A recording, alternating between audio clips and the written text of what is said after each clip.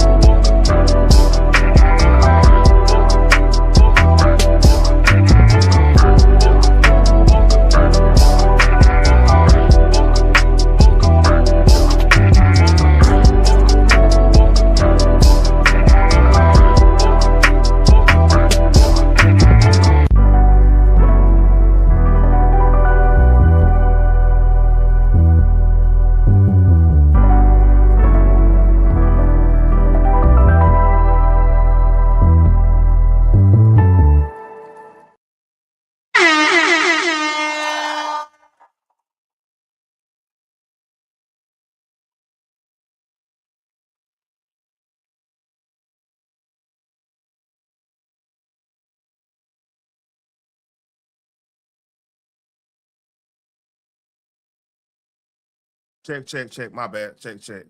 Yeah. Let's do this again.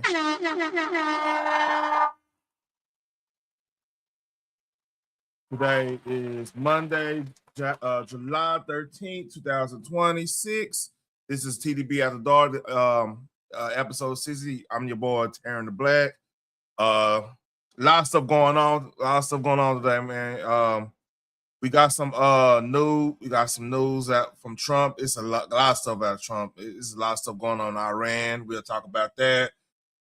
This Nolan Wells situation is getting crazy and crazier. We'll talk about that. Let's see. More Iran. Oh, I did that twice. All right, cool. We got somebody got a hit out on what's up, Jess J?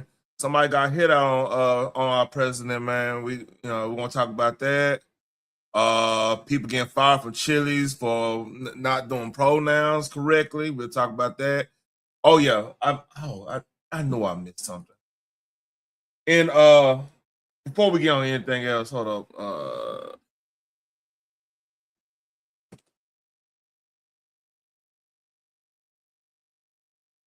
Yeah.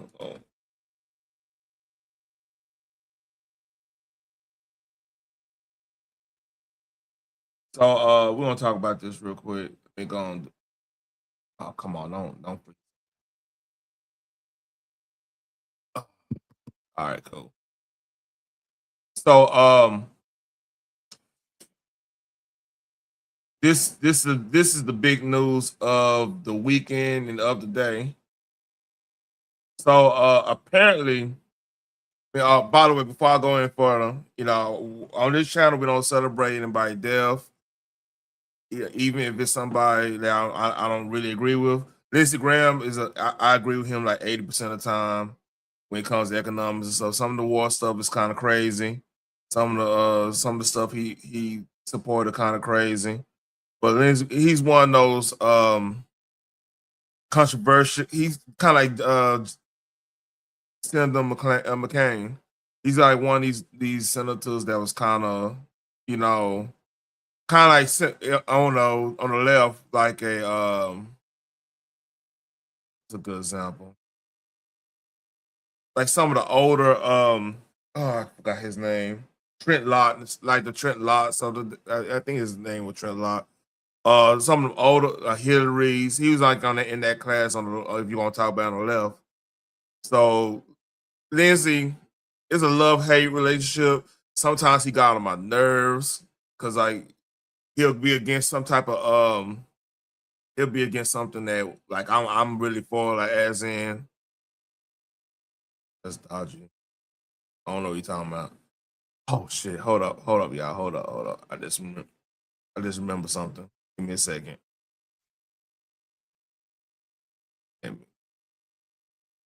Video.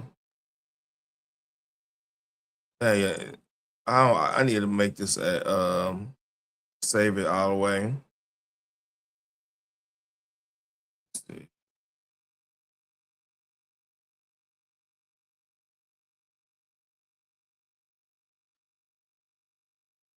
Give me 1 second.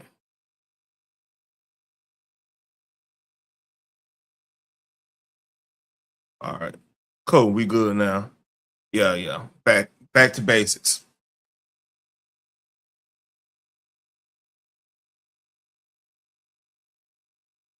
Yeah. Jakey. I'm not gonna make any suggestions one way or the other. What the fuck going on? Okay. All right. Yeah. It's crazy. He had. I know he had. Oh yeah, pre-ed. I know he had heart condition. His dad. He talked about that in his book and everything. But like, so basically, he will meet in Ukraine. Ukraine. That whole situation is crazy, just because of like Putin. I didn't understand why he did that. You know, it's just a lot of stuff going on. I don't understand Ukraine. Why they want to be in EU? It's a lot of, like I said, little stuff like that. That's a fucking that's a spider web of bullshit. If you ask me, like a lot of that stuff going on in Ukraine. The whole Ukraine Russia thing in general, it's bad business all across the board, in my opinion. After El's return from Ukraine, brief and sudden illness following reports of cardiac arrest at his home on Capitol Hill. Coincident in a similar 911 call related to a cardiac arrest at Michigan. Yeah, that is crazy. That's very crazy. Let's see how this is the photo he had. Happy birthday. Thank you very much. Thank you for coming, Lindsay. Yeah, Yeah. got a little update for you here. Yeah, Just tell me when I can talk. But good visit with the president, right? yeah. I think that we had really a good meeting. Yeah, I the think mood so was too, good, yeah. and we had some very important results. And I think that the decision of President Trump about licenses, positive signals about Patriot licenses, very important. Yeah. Let's see. See if there's any more. What's up, Miss Chicago? Um, Today, so this is like the most controversial part of this. So if y'all don't know how it works, governors can appoint when if there's a case of a death of a senator or somebody been like a controversy been might been impeached, held, some corruption charges going about. The governor can't supposed to be able to appoint a senator. It's just how it works. So this appointment is point this appointment lasts the rest of the term. You know what I'm saying? Until like go through the primary and everything for the next election. This standard operating procedures. So because like technically, how the Constitution used to be, I mean how it was, the House of Representatives selected a congressperson. You know, the state house has a representative, I believe, selected the senator to represent them because every state got 2 senators. That's how it used to be. But I think a couple. I forgot what amendment it was. 22nd or something like that. But anyway, that's beside the point. They changed it so the senator would be a statewide election. But here we go. Today, under the law, it's my duty and honor to name someone to serve in the place of this irresistible man, this irreplaceable man, this extraordinary man for the remainder of his term. Lindsay took care of his little sister in years long departed. It's my honor to ask his little sister, Darlene Graham, to finish his work for him now. And by the way, Darlene, I don't know if I told you, but after we spoke on the phone in the wee hours of Sunday morning, and you agreed to serve through tears, earlier, I had wondered what you would say, and I was humbled by your quickness to see the duty that you had to serve. And I called the president afterwards, and he thought it was a great idea. And I'm sure that everyone here does as well. Darlene, little sister, come forward, please.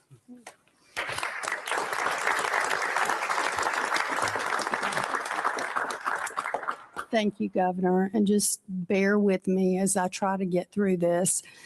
But first, I just want to say one thing I've never heard Lindsay described as is irresistible. So, okay, we'll just start with that. But first, I would like to thank everyone who has called and reached out over the past couple of days. I can't tell you how much it's meant to me and our family. I know Lindsay was loved and respected by many, and I greatly appreciate the memories and even the funny stories that have been shared. These shared experiences, along with our faith, have gotten us through. Angela, you know what's weird about you? You say lighter than me, but you over here trying to be goddamn Bobby Seale. You gotta stop, man. These past 2 very difficult days. Next, I want to thank the governor for selecting me to serve the remainder of Lindsay's term. So yeah, that's standard operating procedure, man. Like the governor appoints the senator for the rest of the term just in case when something like that happens, man. Like I know, shout out to Mel Dub. You said you were saying something like about you're kind of against the appointee, but that's been since the founding. That's one of those things that, and like I said, she only doing the rest of this term, which I think the end of Lindsay's term would have been 2028, I believe. Either 2028 or 2030. Let me make sure.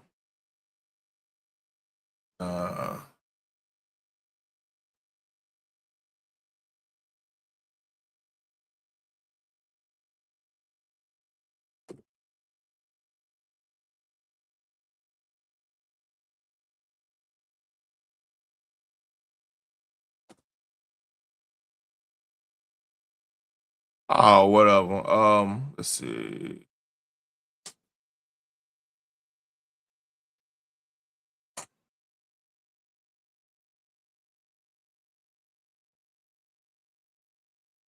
Wait, hold up. Is he up this?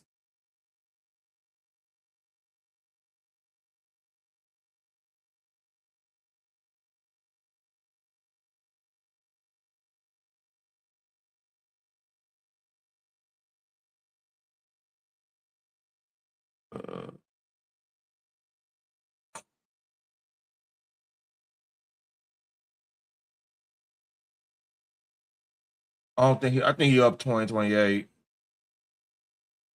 come think about it. I think he up 2028. But yeah, that is, you know, that's that. So it's some big news about to happen on Thursday night. Actually, tomorrow night is gonna be some big news. Secretary of State, I'll talk about that a little later on. But apparently, President Trump Thursday evening speech to the nation will reportedly show newly declassified intelligence reports that reveal a foreign nation's plan to interfere in the 2020 presidential election. The president will reportedly be joined by CIA Director John Ratcliffe, acting DNI, Bill, Pote, FBI Director Kash Patel, and DHS Secretary Mark Wayne Mullen. So there's going to be some shit going on to Thursday. Then tomorrow, I'll just let it play. Meeting with hundreds of top generals and admirals from around the world. Military sources telling Fox News that this is set for Tuesday at a Marine base in Virginia. Chief National Security Correspondent Jennifer Griffin reporting live from the Pentagon. Hi, Jen. Hi, Martha. The meeting, first reported by the Washington Post, has since been confirmed by Fox News. 800 generals, admirals, and their senior enlisted aides have been ordered from their post around the world to Washington, D.C. to gather in an auditorium at Marine Base Quantico in Virginia on Tuesday. The officers have not been told what the meeting is about. The invitation has sent shockwaves through an already fearful officer corps who have been on the receiving end of angry outbursts by Secretary Hegseth, who routinely threatens to submit them to polygraphs. Some express concerns that bringing all the military brass to one location in D.C. is an unnecessary security risk and question why the meeting cannot be held on a secure video teleconference call, especially at a time of rising global threats and cost cutting as the government faces a possible shutdown.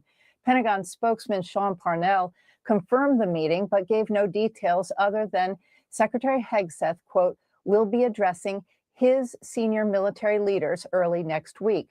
Secretary Hegseth has fired without explanation nearly 22 officers, including the chairman of the Joint Chiefs, General C.Q. Brown, the chief of naval operations, Admiral Lisa Franchetti, Coast Guard Commandant Admiral Linda Fagan, Air Force Vice Chief of Staff, General James Slife. Last month, Secretary Hegseth fired Defense Intelligence Agency Director Lieutenant General Jeffrey Cruz, Navy Reserve Chief Vice Admiral Nancy LaCour, and Naval Special Warfare Command Head Rear Admiral Milton Sands, the head of the Navy SEALs. Many of those fired, Martha, by the secretary have been women. The scant details about this meeting's agenda have many fearing a further purge. Martha? Yeah, there's some shit going on. They'll wait to see what's going on with that. So and speaking of all that, with all that being said, hey, Trump, hey, I said last week, I want to say last Thursday.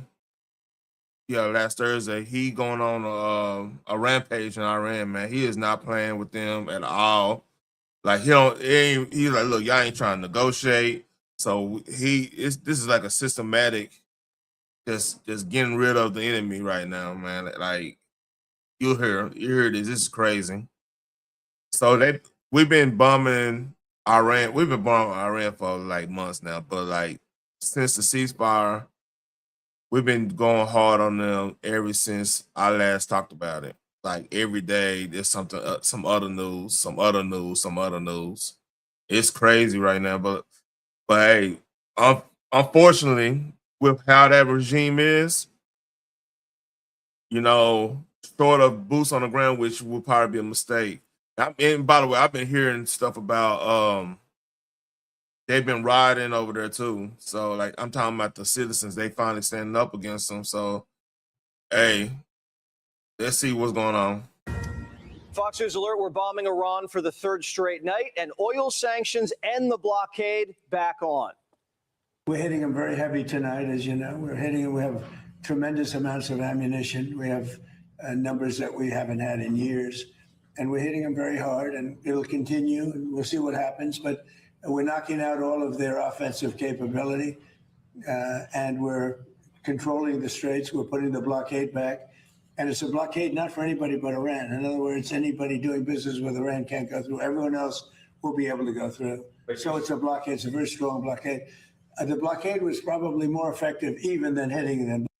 Iran violated the terms of the deal. They agreed in writing not to attack tankers in the Strait and not to charge tolls. This deal was a test, and they failed. So Iran now... Yeah, they've been attacking ships ever since, like, about 2 weeks ago. They've been going hard attacking these ships. So this is why Trump went this route. So let's go. Claims the strait's closed. It's not. The United States, just like we did with Operation Freedom, is ushering ships through the southern part of the strait. Every country's vessels can get in and out if they want to, except now for Iran's. Since America doesn't need the oil, the world does, the president floating freedom toll. I want to be reimbursed because we're protecting a very rich portion of the world. We're spending money. And so what we've done is we are going to be reimbursed for protection. We're protecting by the countries that we're helping. No more love taps.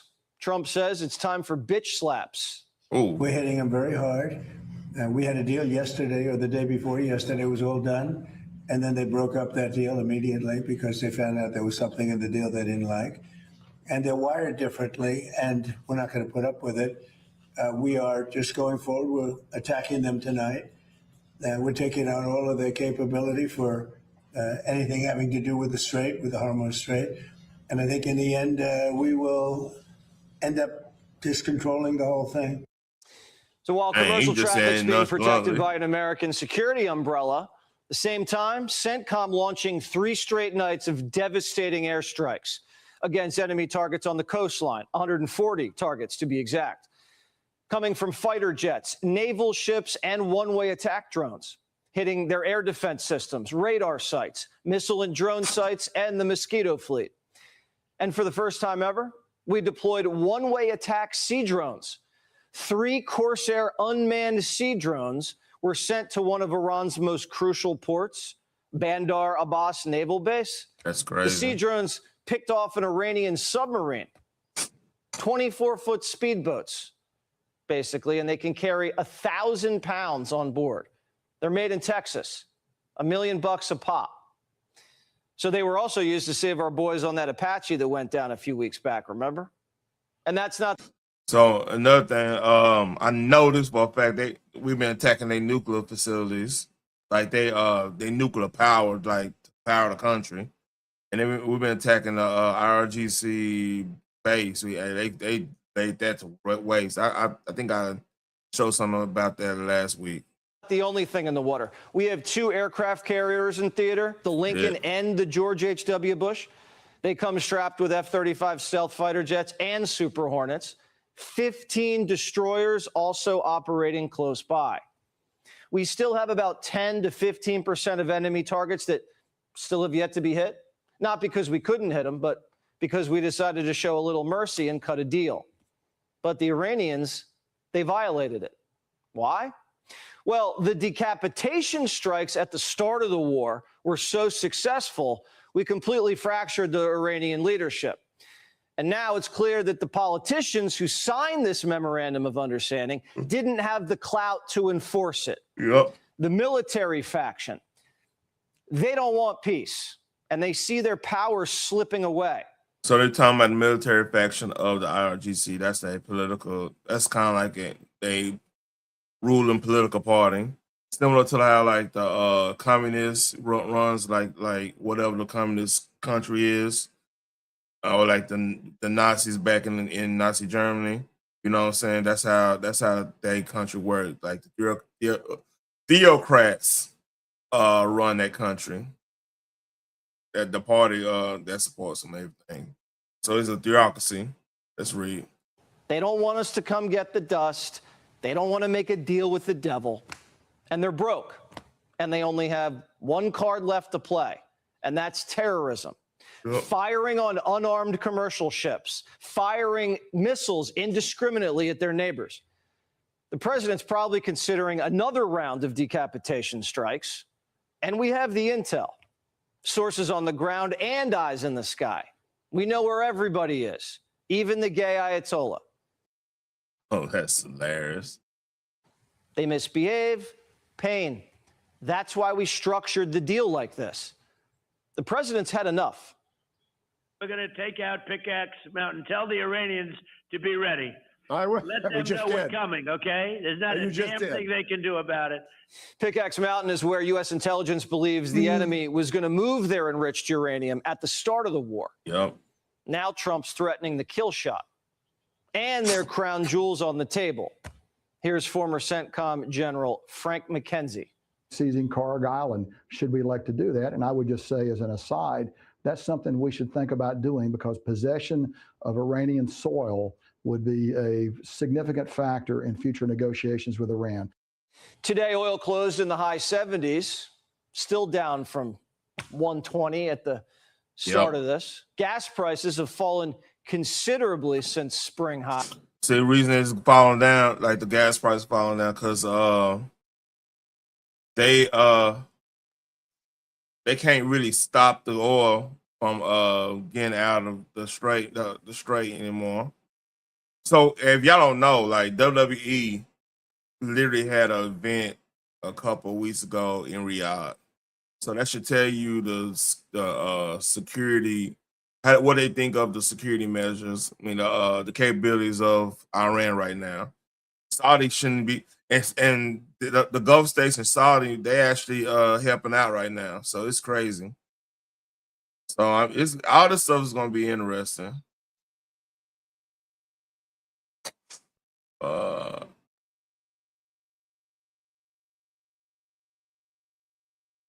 And speaking of all that, we got so apparently the New York Times published an Air Force One classified defense detail the other day.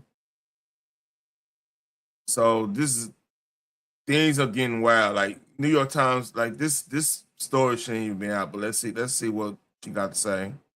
The FBI asked them not to do it, but they did it anyway. Just before the president departed Ankara, the New York Times leaked classified information about Air Force One's self-defense capabilities, and they ran it at a moment of renewed hostilities with Iran and renewed threats to the president. On July 11th, the Department of Justice issued subpoenas to the 4 authors of that Times article. The DOJ made clear that it's looking for the source of the leak, and the leak of that classified information impacted national security. The real question is this: throughout our nation's history, who benefits from eliminating American presidents?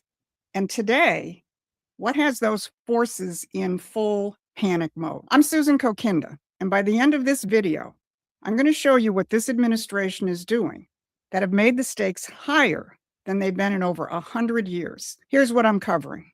First, the pattern behind the Air Force One leak. Second, the policy behind that pattern, and why neither Mark Levin nor the Washington Post like it. And third, how the loss of that policy has compromised our national security and how this administration is rebuilding it. So the New York Times reporters have been subpoenaed to testify before a federal grand jury in Manhattan on Wednesday, July 15th. The subpoenas were issued by Jay Clayton, the U.S. attorney in Manhattan. Excuse me, y'all. Now, Clayton is clearly not a lightweight. President Trump has recently nominated him to become the new director of national intelligence. That's Tulsi Gabbard's last position. And his confirmation hearing is scheduled for the same day that the reporters have been ordered to appear in court. So as this plays out, the narrative is already being framed. On the one side, you'll have those wrapping the New York Times and its reporters in the First Amendment. On the other side are the justified charges that the New York Times is fake news, it was an integral part of the first-term coup attempt, and it is just terminally anti-Trump. But there's something much deeper going on here. Aside from the WHO involved in the Air Force One leak, a leak which clearly threatened the security of the President of the United States, the more important question is the why. Now, See what's so crazy about it? Like, if you had that leak, that means there's other leaks out there that might affect other Congress people, Democrat or Republican. So it's kind of crazy that leak even came out. Let's read. Trump himself named it over 2 months ago in the wake of the armed attack on the White House Correspondents' Dinner, which he and much of his cabinet were attending. He was asked by a reporter why he thinks this keeps happening to him. Well, I've studied assassinations, and I must tell you, the most impactful people, the people that do the most, you take a look at the people, Abraham Lincoln, I mean, you go through the people that have gone through this where they got them. But the people that do the most, the people that make the biggest impact, they're the ones that they go after. They don't go after the ones that don't do much because they like it that way. If you want to talk about our leaders, I mean, just name all them. It's funny, all the male leaders in our community get taken out, except for the ones that take the deal or whatever. Just an observation, And when you look at the people that have either, whether it was an attempt or a successful attempt, they're very impactful people. Just take a look at the names here, the big names. Did you catch that? Yeah. The president told you that there's a pattern, and he named one of the big names, Abraham Lincoln. 36 years later, another big name, William McKinley, was assassinated. Those two presidents bookended the 19th century American system revival. Lincoln launched it, McKinley perfected it, and both paid for it. Donald Trump is now reviving it again, by name and in practice. Understanding that is going to give you the basis to get above the head. Who else is causing these that they, Oh yeah, definitely. They need to be out of there. You dead on right about that. Lines. And if you want the real storyline, the one they've spent 100 years over the past 100 is in the description. Over the past 100 years, by the establishment media like the New York Times, the schools, and the think tanks. Abraham Lincoln and William McKinley were a threat to the British Empire because they embraced the system that made our country the most powerful in the world, the American system of Alexander Hamilton. And on the 4th of July, President Trump said it out loud in addressing the challenge of another system, communism. Communism is a loser, and it always will be. The communist system is the opposite I was of listening the to this before we American went to go see system, the and fireworks. The communist system has never worked. Did you catch that? He said the American system. And that wasn't a one-off by the president. He said the American system is the opposite of the American system, and the communist system has never worked. Did you catch that? Yep. He said the American system. And that wasn't a one-off by the president. His team has been openly giving speeches about Hamilton and the American system for months now. And most recently, Vice President J.D. Vance threw down the gauntlet in terms of what the American system is replacing. The vice president went on the Michael Knowles show, and he said the quiet part out loud. He said the economics of the American right are now much more Alexander Hamilton than Milton Friedman.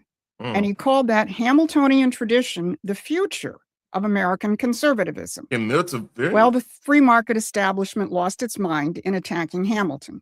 Mark Levin jumped in to Milton Friedman's defense. He said, President Reagan was a great admirer and friend of Milton Friedman. He often sought his input on economic policies.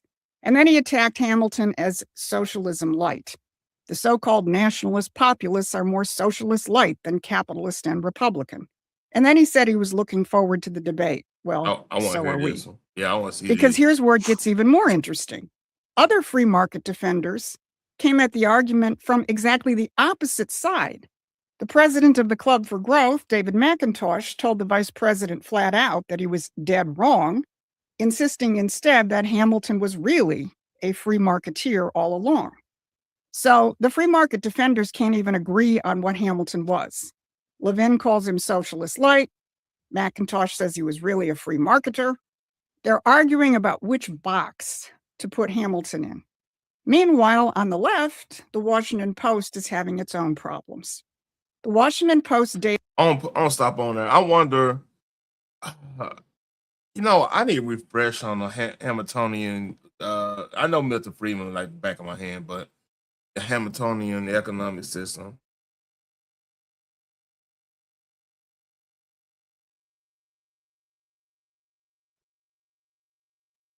Let's see.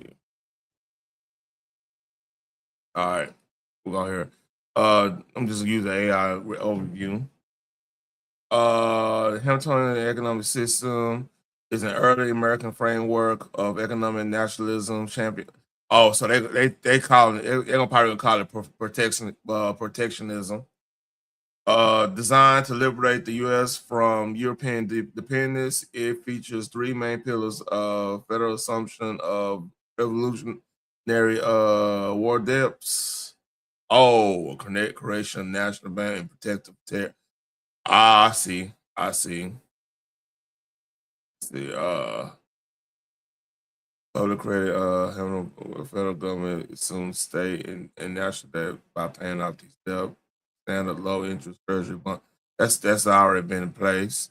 National banking, he chartered the first bank of the United States, modeled after the Bank of England. It standardized currency, safely managed government funds, and by promotion. Oh, okay. All right, I get it now. I see why. See, because the tariffs. See, the tariffs was a way to pay for everything and take away. We never had to have like a income tax. That's the whole point of that. And National Bank is, that'd be the economic policy for like solve debt issues. So right now, like they not spending went so crazy. So in Trump's eyes, he's like, hey, let's go ahead and go back to the old system so we can balance the budget right, use the tariffs because we won't have the economic power to do so. And get people back to work, get I see his point of that. Because in the same time when spending wasn't this out of control and stuff, free market would have actually been working, especially if you got an enemy like the Soviet Union right there. So the whole point of having a free market solution was to make it that you could get as many countries on the successful path economically, right? And then okay, you could join with them with like the military. You have bases there and everything. Yeah, I get that point, but now we don't necessarily have a Soviet Union type of power that we having a worldly struggle with, lack of better terms. So I get why Mark Levin and all of them are like freaking out because like protectionism and isolate and they equate protectionism with isolation ism, like yeah, I get that. But then again, we gotta get this stuff back on track. You know what I'm saying? Us being the world police, we need to get some type of balance, I should say.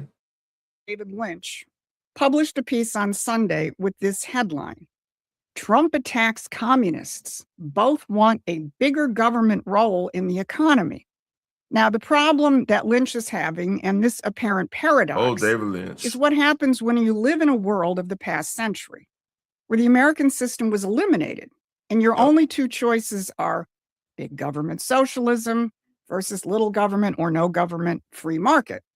So in that world, if Donald Trump and J.D. Vance and Scott Bessent want to use the powers of the federal government to protect and advance industry, and with it, the wages and living standards of American workers, the only thing Lynch can compare it to is socialism.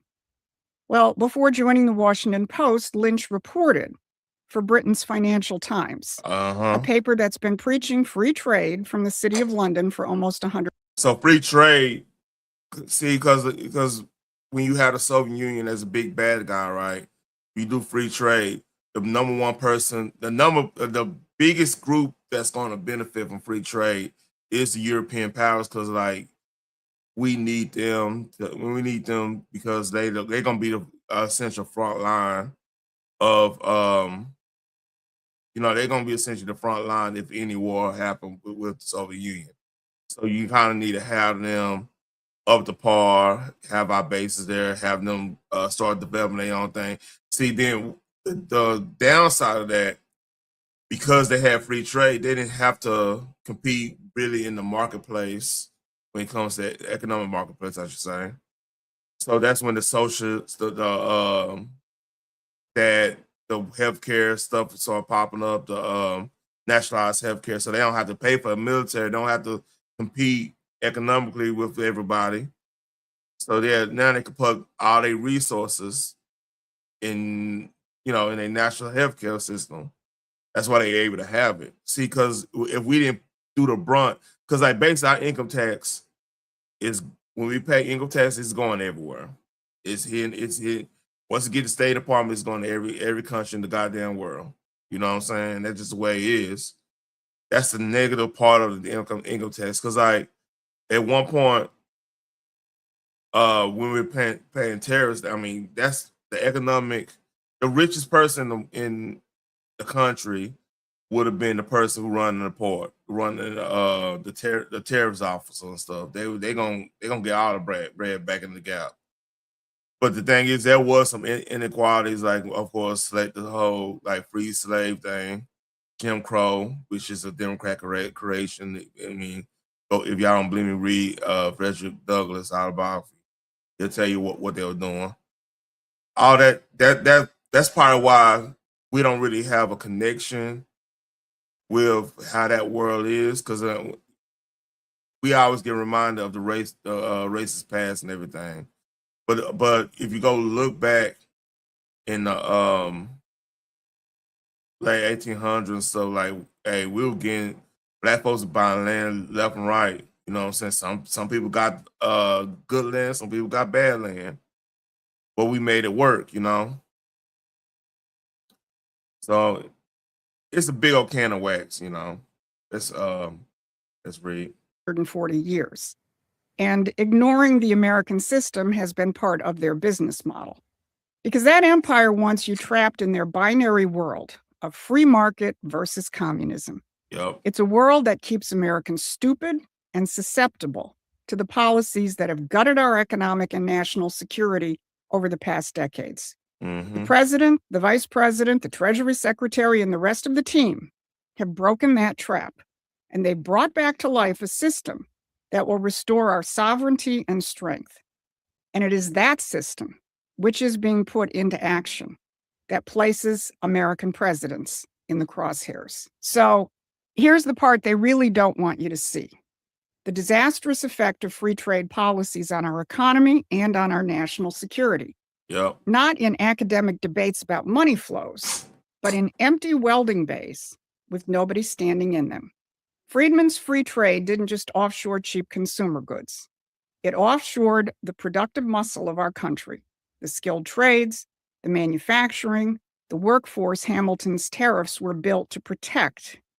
And this goes back to Cape of Man situation, trade and coding, salute to KB, that situation. It's being skilled.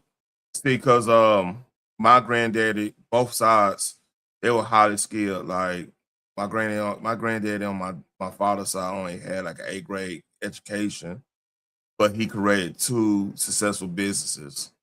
You know what I'm saying? My other grandfather, like he was older, he fought in World War II and everything. He was highly skilled, you know what I'm saying? And he taught a lot of us how to do a lot of stuff. And that is the way it is. They knew they were very capable of doing things. So when you don't gut the middle class or gut the working class, and you don't give them the incentive to learn. I ain't gonna say incentive. That's the wrong term. If there's no path forward of being highly skilled and stuff, without high tuition costs and all this stuff.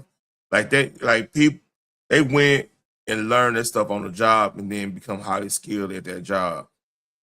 It wasn't necessarily, you had apprenticeships and everything, but it wasn't necessarily you had to go to college for some of the trades and stuff you learned. So that made a group of people that was not, that could tell you no if you try to play with them and their money. So they're gonna be highly qualified, skill wise, to move around or make something at themselves without like a job, a boss or whatever. In the first place. And decades later, the bill has come due. And it's come due in the one place a nation cannot afford to be hollow, in defense industrial production. Yep. Listen to the dirty jobs guy, Mike Rowe, talk about the problem in an interview with J.D. Vance. I mean, for every 5 tradespeople who retire, like the one you just described, 2 replace them. Yep. And it's been that way 11, 12 years. So the math ain't great. Look, we need some sort of national effort to reinvigorate the trades. Yes. I don't think the solution is .gov. Y'all hear that? It's about to be a big push to get more trading. People to be part of the trades.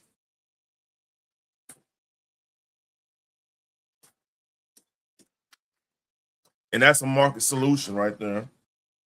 Like I'm gonna let's stop right here and let me tell you what's going on in the tech market, right? Because there's a situation in the tech world where even if you know how to code and stuff, you might not have anywhere to really work at because of how advanced these AI models are becoming. It's gonna be you ain't gonna need a lot of stuff to know to get that working. So, man, I got the hiccups now. There's a lot of things are changing, and I'm just letting you know that a lot of things are changing. So, people, we gonna need plumbers. We gonna need like people to work on cars just in case the AI the technology doesn't work. It's gonna be a influx of people, doing stuff with air conditioners and stuff like that because we do got air conditioners. We're not Great Britain or France. So, I mean, hands-on stuff we're gonna need a lot of because AI can't do that yet. I mean, they're not capable of doing that yet. Now, some cases, yeah, but overall, not overall. My watch keep on going out. That's why I keep on looking at it. Anyway, that's Reed. The end, but I don't think there's a solution without you guys. Agreed. Well, 15 years later, your Department of War called me. And I don't know if you've been read into this thing entirely, but the new campaign, they basically said yes to what I pitched 15 years ago. It's called Build Freedom. I mean, when they tell me they need 400,000 welders and electricians for our subs, and when they tell me that the new infrastructure build out is 10 trillion and the need for electricians and data centers, dude, the math ain't mathin'. 400,000 welders and electricians for the submarines alone. That's not a labor shortage. That's a country that forgot how to build the things that keeps it alive. The math ain't math because for decades, the people running our economy told us the real economy didn't matter, just the markets. Let someone else build it cheaper overseas, ship the jobs out, and call it efficiency. Now, remember Mark Levin, the man who called Hamilton a socialist? He's also one of the loudest voices in America for military strength and confronting Iran. And when he makes that case, he reaches for 2 names, Ronald Reagan and Milton Friedman. Well, that doesn't hold up. Reagan didn't build the strongest military on earth on free trade policies. When foreign imports threatened American factories, Reagan used tariffs and other government tools to protect semiconductors, steel, and machine tools. She's right on all that. critical elements of a defense industrial base. Because the thing is, our economic policy is pretty much a mixed bag. It depends on the president. That's why you need to learn us in general need to just understand policy, understand where is a conservative at? Is a conservative what the media calling them, or is there like pillars and understanding of that ideology, like the rugged individualism, small limited government, you know what I'm saying? Free market ideas, not all free market, not just lots of fair economy type shit, but more of like, okay, let's move the government out the way and a lot of stuff. Let's have some regulation, but not overbearing regulation. Not you can't fucking put a goddamn chair. You can't put a. Let me make a good example. You can't build a dock on this lake because of the smell. Some bullshit. Like you need a dock on this lake so you can get on the real. The lake is intertwined with a river, not intertwined, but like the out it goes to whatever you might need to be able to get to that to the port or whatever. Like if you're going to the ocean or whatever. There's regulation in some places like where there's a smelt that smelt is a type of fish or whatever that's it's not in danger, but you just don't want to interfere with that type of shit. So it fucks up economic stuff. Then it's a time and place. Sometimes like if it's a danger species, you want to kind of protect that, but some of the stuff gets stupid. And Friedman, that free trade doctrine is the exact doctrine that emptied these welding bays. It's the reason we could be 400,000 welders and electricians short. Well, here's the bill, and here's who's finally paying it. The War Department just put $10 million into Mike Rhodes Foundation to rebuild the skilled trades pipeline from the ground up. Trading and coding. This is they literally doing it right now. By state, starting in KB, if you in the bushes, they actually doing what you said 6 years ago. Texas, Michigan, and Pennsylvania. There are 7 million open positions and a plan to fill them with Americans who can make things again. They call it Build Freedom. And that name tells you everything. Levin calls Hamilton a socialist. Vance calls Hamilton the future. And the Pentagon just put $10 million into the future. So come back to that Air Force One leak and come back to the question that the reporter asked the president after the Correspondents' Dinner attack. Why you? And the answer lies here. The American system isn't just embraced by this administration. It's being acted on for the first time since William McKinley. That was 175 years ago. Nobody watching this has been alive to see this system threaten the empire on every front all at once. Well, now it's back, named on the 4th of July, protected by tariffs, and funded by the Pentagon.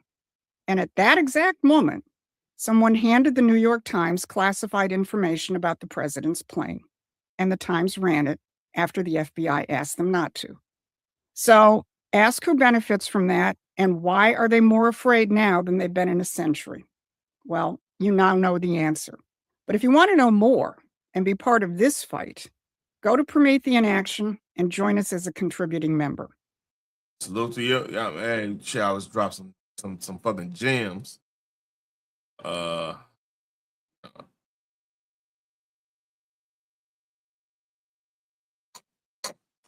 yeah, I think we need to that's all that makes sense. I think we need a transition, man. We need a good transition.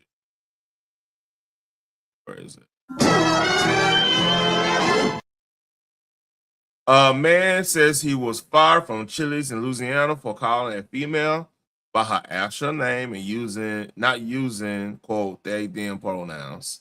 I am not participating in this shit anymore. Okay, you know what? Let's just hear what you guys say. I just want to thank everybody for reaching out. All of the comments, the messages, everyone tagging your lawyer friends, sending me messages. I appreciate it. This is a really weird time. I did not wake up this morning,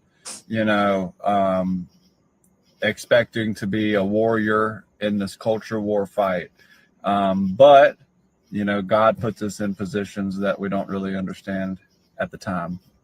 But one thing I know is that I'm not gonna let this go. This is wrong. This is an injustice.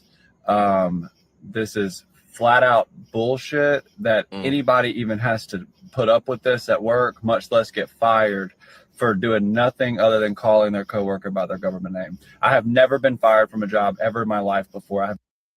It's crazy happening. It happened in Louisiana. That's pretty crazy there. Never been asked to quit, resign. I have never been asked to resign. I've never quit, been fired, period, ever. I've never been written up at a job. I have never been reprimanded, disciplined at any job. I have no disciplinary record at any job. And I got fired for the first time today from Chili's for doing the high crime of calling my coworker, whose name is Madeline, by her name, which is Madeline, and not referring to her as her chosen name, which is Fish. F-I-S.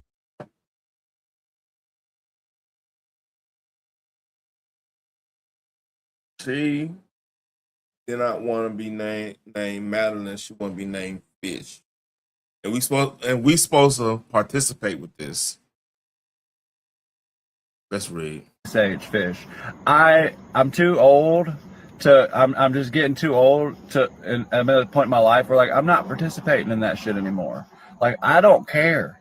I don't care. I'll put my foot down, and I'm just not participating in it. And nobody can make me. Nobody's gonna shame me into participating in it. You're not gonna force me by controlling my money. You're not.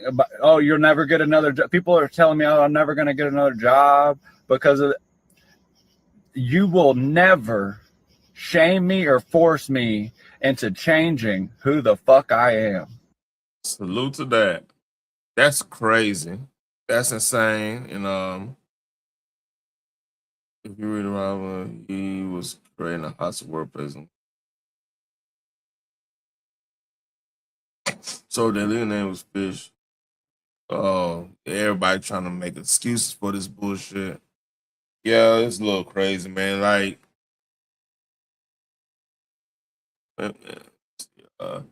What's the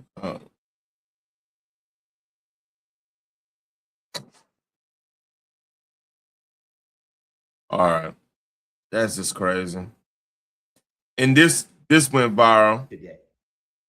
So this James Franco will just release this video looking like a different man, according to fans, as he claimed powerful people have been trying to silence him and shut him down, prevent him from releasing this footage of what appears to portray an alien visiting his home on security footage. His comments is really, I ain't gonna go through this. I'm gonna try to see if they show actual. All right. Let's go. Wanted it, here it is. Behind what I'm saying, right? And I felt like I owed it to you, to the people that are following me and are, trusting that I in fact am, I have material behind what I'm saying, right? I'm putting my money where my mouth is or whatever. Okay, enough. Here we go. 713. You wanted it, here it is. I delivered.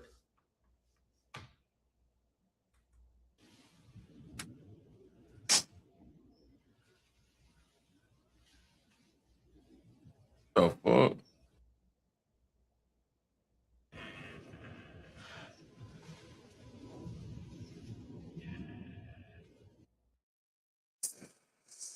Come on, man. I don't know about that. I don't think Hollywood's doing okay today, man.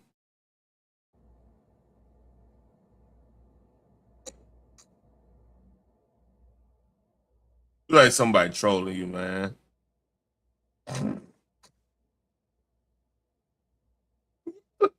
is going on?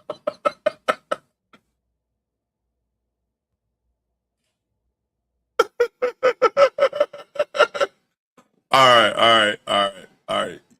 Y'all got me. Now, here's the Hollywood ain't doing. This woman claims Hollywood actor Shia LaBeouf randomly walk up to her car, accuse her of stalking him, and come up to his house. He demanded her to stop. Hold up, I gotta see this shit. God bless you. Hi. How are you? Hey, you're scaring my dad. You're scaring my people. You hear me? You hear what I'm saying? God bless you. Leave me alone.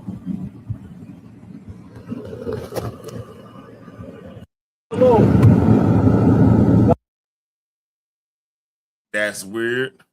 Too.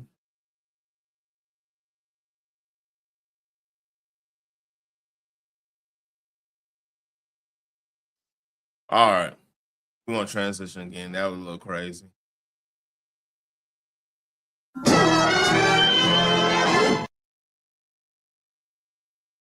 So, all right. We don't have all the information to this case. I'm gonna put all the disclaimers real quick.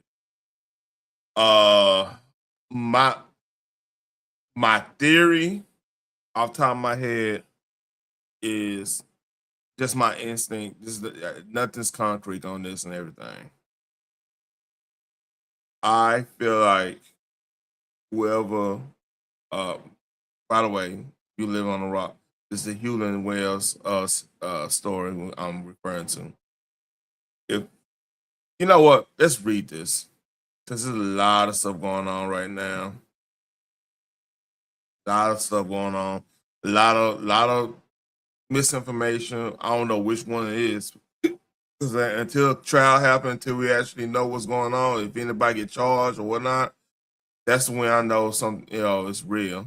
This is a real situation, but I'm saying as in being some type of situation when it comes to like a murder trial. So that's why I'm reading. Let's read.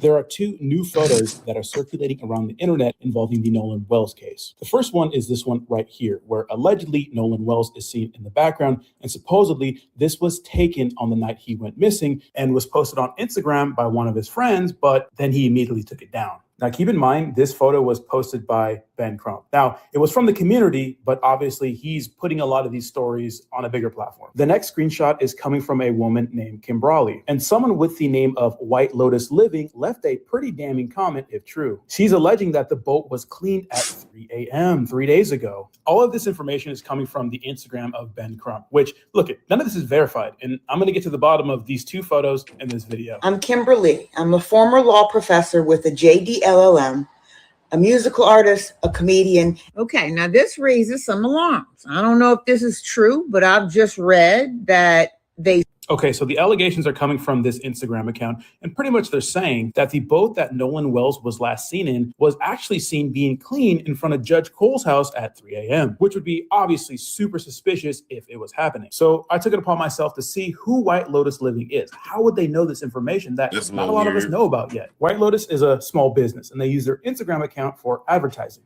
And after looking them up, you can see that White Lotus Living is an Australian store specializing in wellness, spiritual, and home lifestyle. They sell things like crystals, crystal healing kits, sacred smudge kits, etc. At first I thought, why would a person in Australia know anything about things that are going on in Mississippi? And then I thought, well, maybe the domain is just registered in Australia, right? You see this all the time, especially with drop shipping. And then I looked at their reels and realized that, oh, they're actually doing a in-person showing of their merchandise. And the location is in Kirribilli.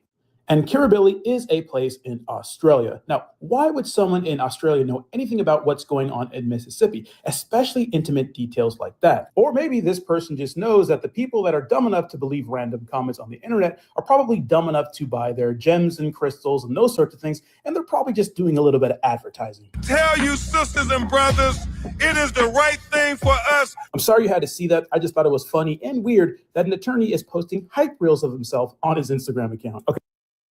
That's it. That's crazy. I didn't know you doing hype reels. That's crazy. Okay, so back to the photo that was posted by Ben Crump that allegedly depicts Nolan Wells in the background in the pool with people on the night he allegedly went missing. Now, they're alleging that this picture was deleted by one of Nolan's friends once, I guess, they found out he went missing. Now, in today's age, it's hard to tell what picture is legit and not, but I still plugged it into Grok Super just in case. And it said that the picture looks mostly real, but has some suspicious elements worth noting, especially the areas you circled in red. Now, I didn't circle anything in red. This is how the picture was put online. Lighting and water glow. The underwater pool lighting creates a strong greenish blue glow on people in the foreground, which is common in night pool photos. However, the transition and how it hits some bodies and faces feels a bit inconsistent or overly uniform in spots. And yeah, I agree. And just look at the way that Nolan's actually looking back at the camera, allegedly, right? It is kind of suspicious. And why is everyone else up close to the camera for the picture? Why did the people in the background, why are they off doing their own thing? Look at the colors between the water, green and blue. I don't know. It doesn't look like a super authentic picture to me. It could be. We just don't know. Remember, a lot of these photos and videos are being amplified by Ben Crump, and he has the money and power to defend himself just in case he gets hit with a defamation case. Because what happens when this case resolves? If these kids are found innocent, we don't know, but if they are, they're going to be going after a lot of people that have been spreading these lies and rumors about them murdering their friend. This is why I don't know what happened. My gut feeling is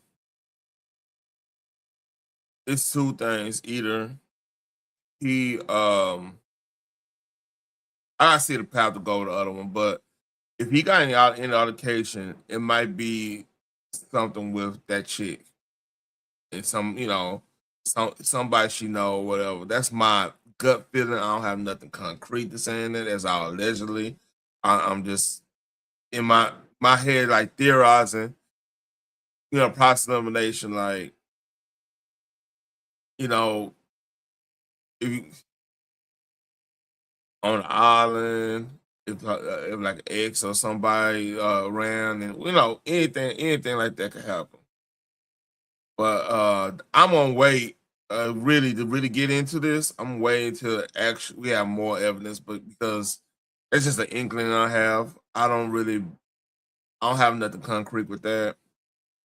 But hey, I'll talk more about this tomorrow when more information come out. Maybe tomorrow, maybe Thursday.